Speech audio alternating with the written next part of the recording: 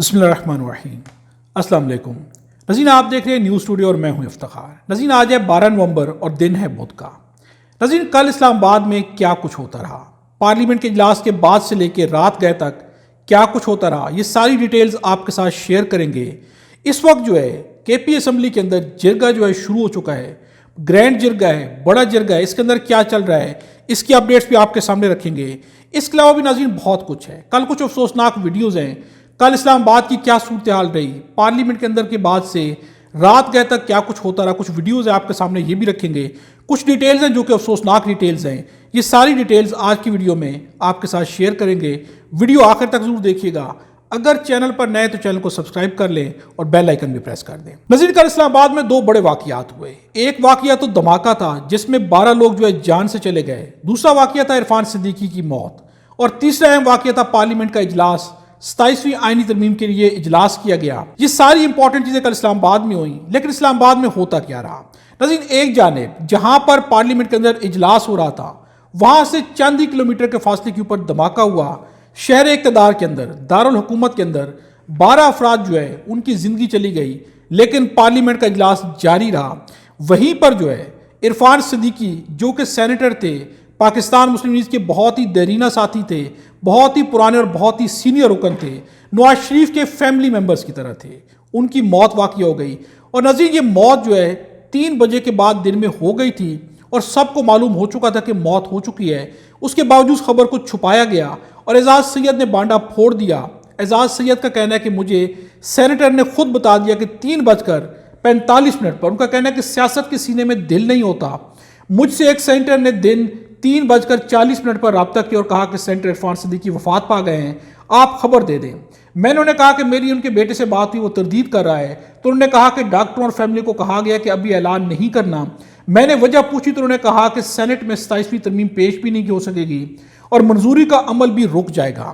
ناظرین، کیونکہ پارلیمنٹ کی ایک روایت ہے، روایت بہت اچھی ہے، ایک پرانی روایت ہے کہ اگر کسی کی پارلیمنٹ کے رکن کی ڈیتھ ہو جائے تو پارلیمنٹ کا اجلاس ختم ہو جاتا ہے، اس دن پارلیمنٹ کا اجلاس نہیں ہوتا۔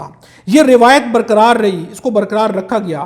چند مواقع ہوں گے شاید جن پر برقرار نہ رکھی جا سکی ہو، لیکن کل معلوم ہو چکا تھا۔ لیکن 27ویں آئینی ترمیم کی اس قدر زیادہ جلدی تھی کہ اس روایت کو توڑا گیا کہ اگر موت کی خبر آ جائے گی تو پھر یہ روایت برقرار رکھنی پڑے گی، لیکن 27ویں آئینی ترمیم کو ہر صورت میں جلدی میں کرانا ہے۔ چونکہ خوف ہے جس نے گھیرے ہوئے تو یہ روایت توڑ دی گئی۔ ناظرین، اگر روایت بھی توڑ دی جاتی تو بھی کوئی بات نہیں تھی۔ اس سے بھی جو ہے افسوسناک چیز ہم آپ کے سامنے رکھنے والے ہیں، اس سے بھی زیادہ افسوسناک کام کیے گئے۔ دوسری جانب 12 اموات ہو گئیں، اسمبلی کے اجلاس جاری رہے، چلے اجلاس جاری رہا، کچھ نہیں ہوتا، اجلاس کو چلنا چاہیے۔ لیکن اس کے بعد اسمبلی کا اجلاس جب ختم ہوا، رات گئے تک یہ لوگ فری تھے۔ سب سے بڑی چیز یہ لوگ فری تھے، لیکن خوش گپیاں چلتی رہیں، ملاقاتیں چلتی رہی، عشائیے چلتے رہے، دعوتیں چلتی رہے، رات گئے تک ایوان صدر کے اندر گپے لگائی آتی رہیں۔ ان کے ویڈیو مناظر بھی سامنے آ چکے ہیں، آپ یہ ویڈیو دیکھ سکتے ہیں۔ اس میں تمام لوگ جو ہیں، پارٹیوں کے تمام لوگ موجود ہیں، تمام سینئر قیادت بھی موجود ہے۔ ایوان صدر کے اندر یہ سب لوگ بیٹھے ہیں، خوش گپیاں چل رہی ہیں۔ ان کے چہروں کی طرف دیکھا جائے، کہیں پر کوئی افسوس نہیں، کوئی ندامت نہیں۔ نہ تو اس بات کا افسوس ہے کہ شہر اقتدار کے اندر 12 شہریوں کی جان چلی گئی ہے، کوئی افسوس نہیں، خوش گپیاں لگائی جا رہی ہیں، مسکراہٹیں ہیں، کہکے ہیں۔ عرفان صدیقی جو ان کے ساتھی تھے، ان کی موت ہو چکی ہے، لیکن یہاں پر آپ ان کے چہروں پر دیکھیں، کوئی دکھ نہیں، کوئی ندامت نہیں ہے، کوئی افسوس نہیں ہے، یہ لوگ خوش گپیاں لگا رہے ہیں۔ ناظرین، سب سے بڑی افسوس کی بات یہ ہے کہ عرفان صدیقی کا جنازہ اسلام آباد کے اندر پڑا گیا، ان کی رہائش بھی اسلام آباد کے اندر ہے، لیکن شریف فیملی کی کسی شخصیت نے جنازے میں شرکت تک نہیں کی۔ کچھ لوگ دیکھے گئے وہاں پر گئے ہوئے تھے، انہوں نے شرکت ضرور کی، لیکن شریفوں میں سے کوئی بھی نہیں جا سکا۔ نواز شریف کے بہت ہی قریبی تھے، بھائیوں کی طرح تھے۔ مریم نواز انہیں اپنے والد کی جگہ پر دیکھتی تھیں، والدہ کی طرح ان کے بارے میں انہوں نے اپنے احساس کا، اپنے جذبات کا اظہار کیا، لیکن ان کے لیے ان کے جنازے میں شرکت نہیں کی گئی۔ اور وجہ کیا بیان کی گئی؟ وجہ یہ بیان کی گئی کہ سیکیورٹی خدشات ہیں۔ ناظرین، سیکیورٹی خدشات کی وجہ سے باقی سب کچھ ہو سکتا ہے، پارلیمنٹ کے اندر آیا جا سکتا ہے، لیکن عرفان صدیقی کے جنازے میں شرکت نہیں کی جا سکتی۔ اس پر شدید تنقید ہوئی۔ اور دوسری بات یہ کہ اسلام آباد میں اگر سیکیورٹی خدشات ہیں تو پھر کیا کہنا؟ اگر اسلام آباد ہی محفوظ نہیں ہے اور اس پر اگر بات کی جائے گی تو پھر بات بری لگ جائے گی۔ یقیناً اسلام آباد کے اندر اگر سیکیورٹی نہیں تو پھر ملک بھر میں سیکیورٹی کہاں پر ہوگی؟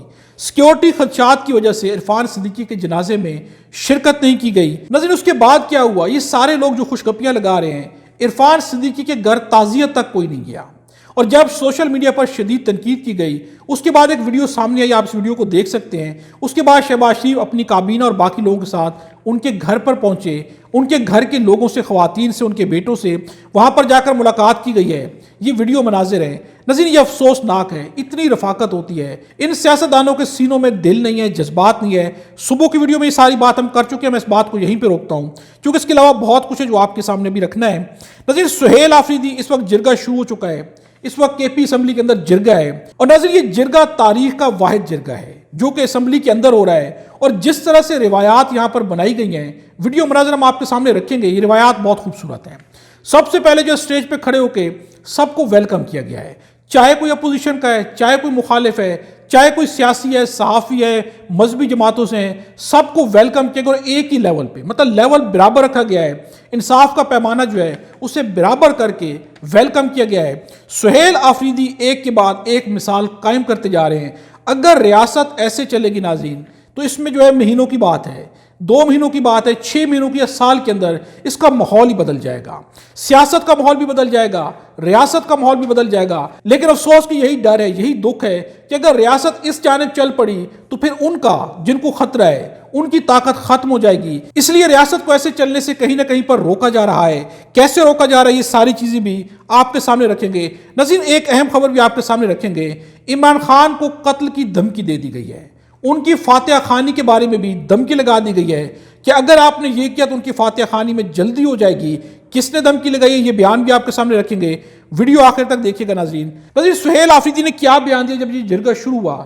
سہیل آفریدی نے سٹارٹ میں خطاب کیا، ہم امن کی بات کرتے ہیں، کچھ لوگوں کو بدقسمتی سے بری لگتی ہے، امن دہشت گردی کے خاتمے سے ہوگا، اور دہشت گردی کا خاتمہ بند کمروں کے فیصلوں کی وجہ سے نہیں ہو رہا، پالیسی شفٹ کی جائے، عقل مند لوگ سیاستدانوں کو بھی عقل مند سمجھ کر مشاورت اور فیصلہ سازی میں شامل کریں اور بند کمروں سے نکلیں۔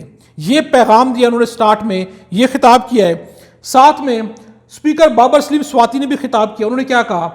23 سال ہو گئے ہمارے لوگ شہید ہو رہے ہیں، بچے مر رہے ہیں، ہم انٹرنل آئی ڈی پیز بن رہے ہیں، 2006 کے لوگ، 2008 کے لوگ آج تک اپنے گھر بار چھوڑ کر باہر بیٹھے ہیں۔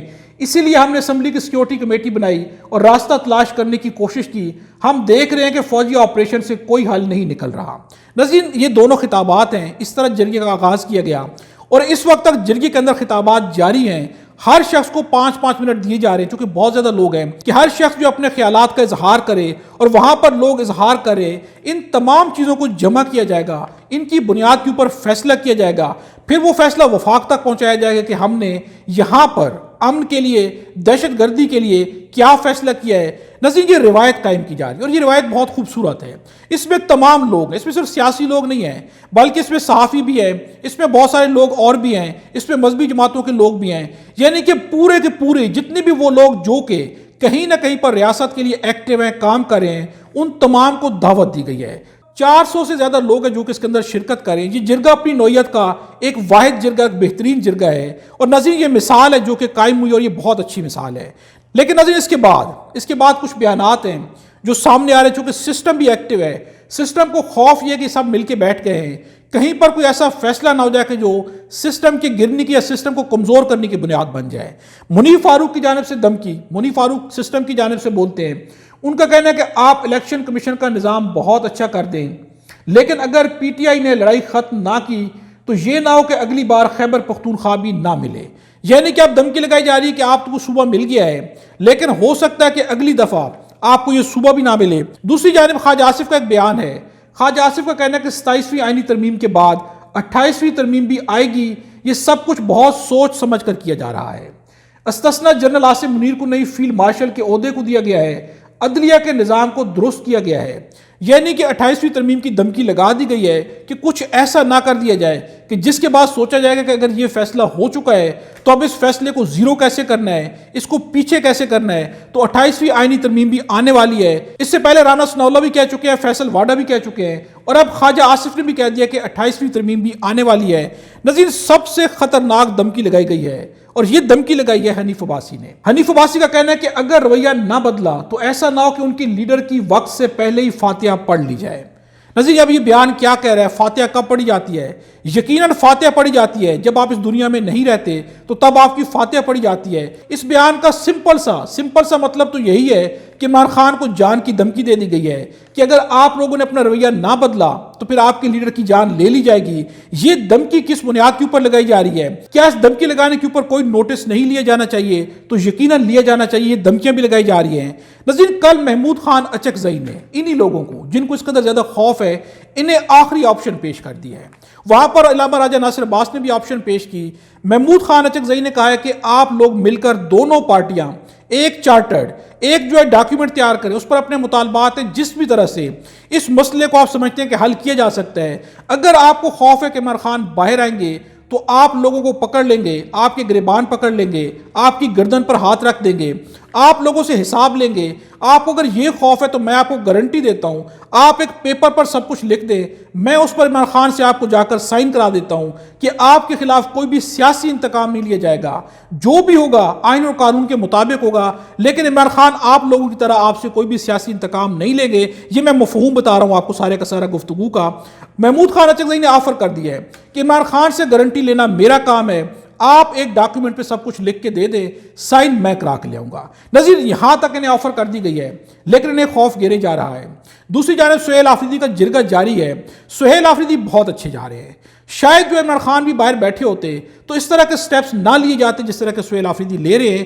یہاں پر یہ نہیں ہے کہ عمران خان کو پیچھے کیا جا رہا ہے، بلکہ یہاں پر یہ کہ سہیل آفریدی ان علاقوں میں سے ہے جہاں پر یہ سارا کچھ ہو رہا ہے، اس لیے ان کے پاس سب سے بہترین تجاویز ہیں، سب سے بہترین رائے حل ہے کہ کس طرح سے اس مسئلے کو حل کیا جا سکتا ہے۔ اور سہیل آفریدی چونکہ ڈائریکٹ وکٹم ہیں، اس لیے انہیں معلوم ہے کہ دکھ کیا ہوتا ہے، اس کا اظہار بھی کئی بار کر چکے ہیں۔ لیکن یہ جرگہ کیا فیصلہ کرتا ہے، لیکن جس طرح سے جرگے کا آغاز کیا گیا ہے، آپ اسمبلی کے مناظر دیکھ سکتے ہیں، یہ بہت ہی خوبصورت آغاز ہے، یہ بہت ہی خوبصورت روایت ہے جو کہ قائم کی جا رہی ہے۔ ناظرین، ویڈیو کے بارے کمنٹس پہ اپنی رائے کا اظہار ضرور کیجیے گا۔ خدا ہم سب کو اور ہمارے وطن پاکستان کو اپنی زبان میں رکھے۔